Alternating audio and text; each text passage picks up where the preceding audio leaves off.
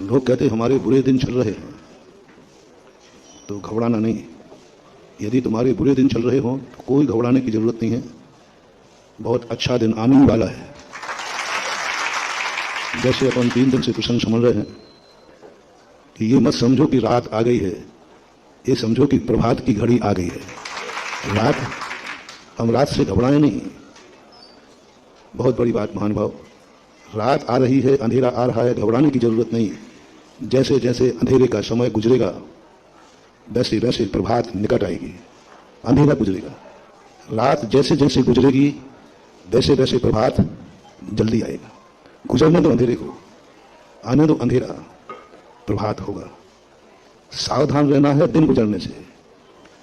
जैसे जैसे दिन गुजरता है वैसे वैसे रात निकट आती है, और जैसे जैसे रात गुजरती है दिन निकट आता है।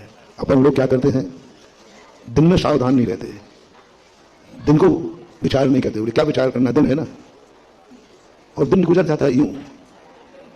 दिन के संबंध में दिन हमारा पतन करता है, रात नहीं।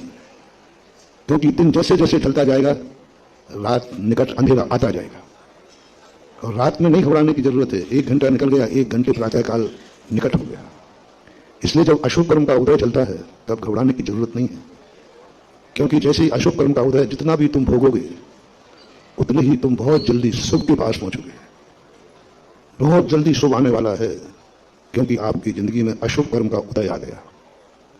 अशुभ कर्म के उदय आते ही तुम लोग घबरा जाते हो, भयभीत होते हो, रोने लग जाते हो। नहीं, अशुभ कर्म अंधेरी रात के समान है। अशुभ कर्म रात के समान है जो तुम्हें प्रभात की तरफ ले जाएगा।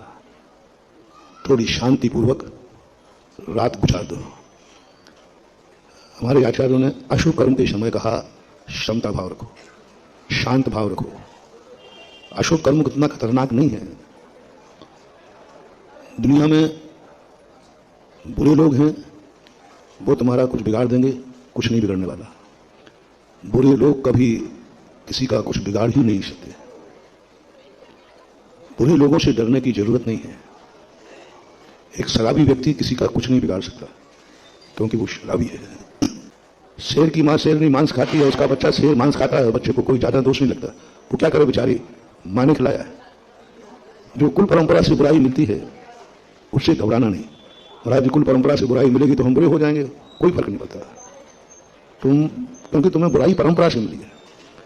वसीयत में कोई बुराई मिलती है तो उससे बुरा नहीं होता है, वसीयत से बुराई। और वसीयत की बात मैंने चर्चा की थी कल, वसीयत की अच्छाई की बात की थी।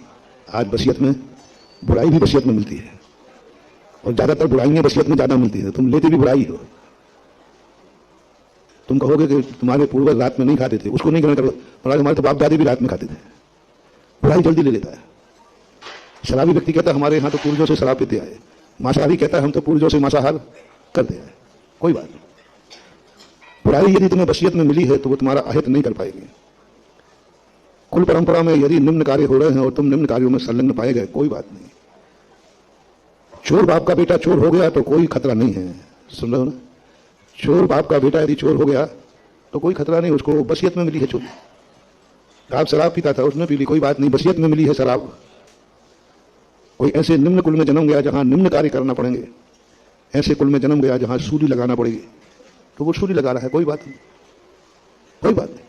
मांसाहारी कुल में जन्म गया, मांस खा रहा है, कोई बात नहीं, क्योंकि कुल परंपरा से चल रहा है।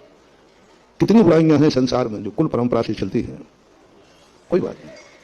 नरकों में मारकाट होती है क्योंकि वहां की परंपरा है, वहां का क्षेत्र का प्रभाव है, वहां ऐसे कर्मों का उदय है, कोई बात नहीं।